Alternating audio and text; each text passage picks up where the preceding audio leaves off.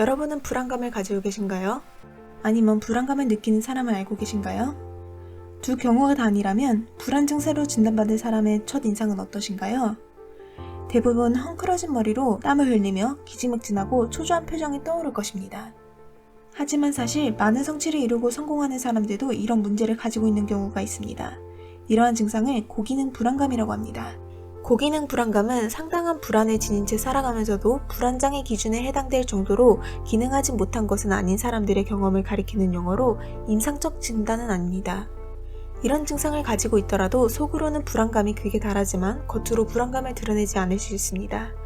내적인 괴로움에도 일상생활의 기능을 잘 해내는 경우 주위 사람들은 그 사람의 내적 어려움에 대해 알기 어렵습니다. 여러분들도 이런 증상에 해당되는지 궁금하신가요? 이번 영상에서는 고기능 불안감에 의해 나타나는 12가지 증상에 대해 설명드리겠습니다. 첫 번째, 자신이 하고 싶은 일도 거부합니다. 고기능 불안감을 가진 사람들도 친구들과 만나고 싶어 합니다. 하지만 정작 만날 시간이 다가왔을 때 만나지 않기로 결정하곤 합니다. 익숙하신가요? 친구들 만나기를 몹시 기다렸더라도 결국 만나지 않기로 합니다. 만남이 걱정되고 괴롭고 두렵기 때문이죠. 두 번째, 새로운 사람을 만나는 걸 싫어합니다. 누군가 모임에 새로운 사람이 많다고 말할 때 어떤 느낌이 드시나요? 고기능 불안감을 가진 사람들은 새롭게 어울리는 건 내 타입이 아니라고 생각할 것입니다. 부끄럽거나 내성적인 성격 때문이 아닙니다. 그저 새로운 사람을 만나고 싶지 않은 겁니다. 친한 사람들과 붙어있는 게 편하고 행복하게 느껴집니다. 이들에겐 자신을 소개하거나 소개받는 일은 신경 쓰이는 일이며 자신의 첫인상에 대해 걱정합니다. 이 걱정은 매우 심각한 정도라 새로운 만남의 즐거움도 삼켜버릴 정도이죠. 세 번째, 반응이 느릴 경우 불편해집니다. 여러분은 누군가에게 문자를 보내거나 음성 메시지를 남길 때 언제 답장이 올지 신경 쓰고 계신가요? 고기능 불안감을 가진 사람들은 답장이 느릴수록 불안하게 됩니다.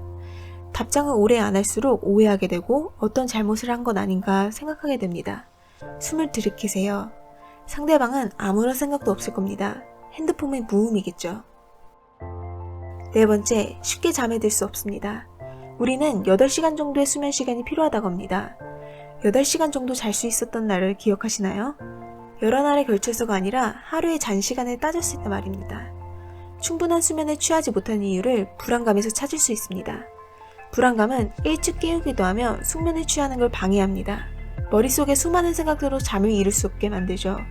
불면증을 겪으며 잠에 이루지 못하는 현상은 고기능 불안감을 겪는 사람들이 흔히 느끼는 증상입니다.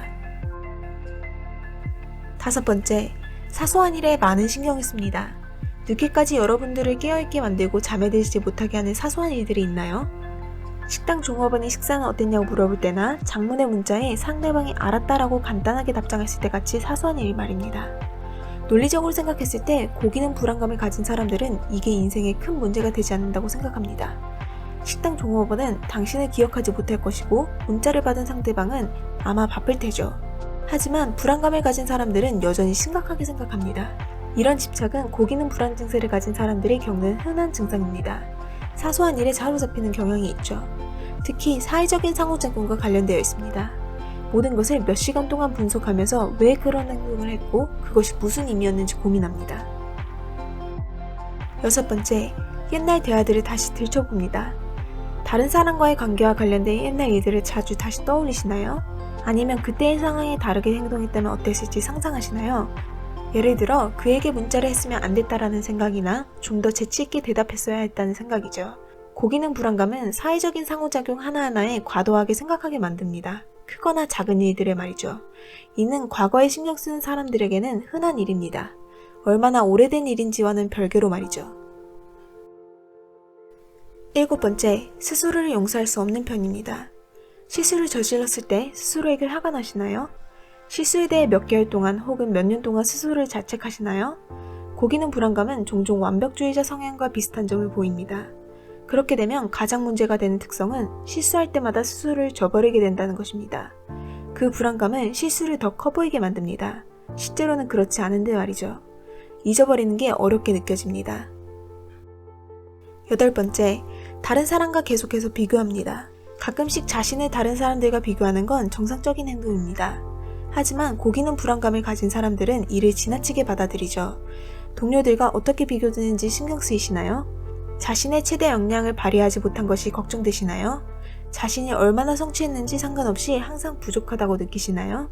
만약 그렇다면 고기능 불안 증세를 겪고 있을 수도 있습니다.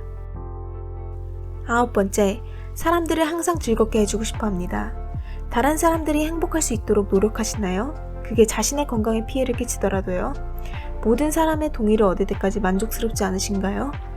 만약 고기능 불안감을 겪고 있다면 항상 다른 사람들의 기대를 뛰어넘는 방법만이 다른 사람들에게 인정받는 방법이라고 생각할 것입니다.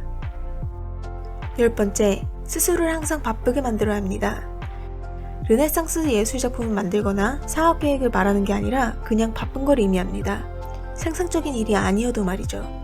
만약 바쁘지 않다면 가만히 있지 못하겠고 긴장감을 느낍니다. 그래서 무엇이라도 하려고 하죠. 손톱을 다듬거나 책이나 앨범을 자음순으로 정리한다던가 잘 작동하고 있는 컴퓨터를 닦는다던가 하는 것이죠. 이들은 잡념이나 걱정들로부터 벗어나기 위해 무엇이든 하는 것입니다. 11번째, 미래를 생각할 때마다 매우 불안해합니다. 여러분에게 미래는 어떤 의미인가요? 대부분의 사람들에게 미래란 가능성이나 기대되는 일들로 생각할 것입니다. 하지만 누군가에게는 미래가 공포 영화를 보는 것처럼 공포와 괴로움으로 느껴집니다. 미래가 희망이 아닌 앞으로 다가올 공포와 괴로움으로 느껴진다면 고기능 불안 증세의 신호일 수 있습니다. 불안감은 통제할 수 없는 불확실성에 대한 두려움으로 고기능 불안감을 가진 사람들의 기능을 마비시킬 수 있습니다. 최악의 상황을 걱정하기 때문에 자신의 인생을 누릴 수 없게 되는 것이죠. 12번째, 항상 최악의 상황을 떠올립니다. 다가올 상황을 미리 준비하면서 스스로에게 괜찮다고 얘기하시나요? 난 준비되어 있을 거야. 내가 준비된다면 뭐든 해결할 수 있어 라고 하지만 결국 최악의 상황을 계속 상상하게 됩니다. 고기능 불안감이 그 계획에 놓여있게 되죠. 이로 인해 사람들이 고기능 불안감을 가진 사람들을 비관주의자라고 오해하기도 합니다. 왜냐하면 자신이 준비한 상황들을 사람들에게 공유하기 때문이죠. 앞을 내다보고 미리 상황을 준비하지만 사람들은 우울하게 바라볼 뿐입니다. 불행하게도 미리 걱정하는 건 현재를 즐기는 것과 거리가 멉니다. 여러분들도 고기능 불안감의 12가지 증세들 중에 해당되시는 점들이 있으신가요? 고기능 불안감을 가지고 사는 건 쉽지 않습니다. 하지만 대부분의 사람들은 고기능 불안감을 가진 사람들이 이러한 감정적인 어려움을 겪는지 알아차리지 못합니다. 만약 불안감이 장기적으로 지속되고 일상생활에 지장을 줄 경우 전문가의 도움을 받아보시기 바랍니다. 더 많은 심리 컨텐츠를 위해 좋아요를 누르고 구독해 주시기 바랍니다. 다음 영상에서도 뵙길 바라며 항상 시청해 주셔서 감사합니다.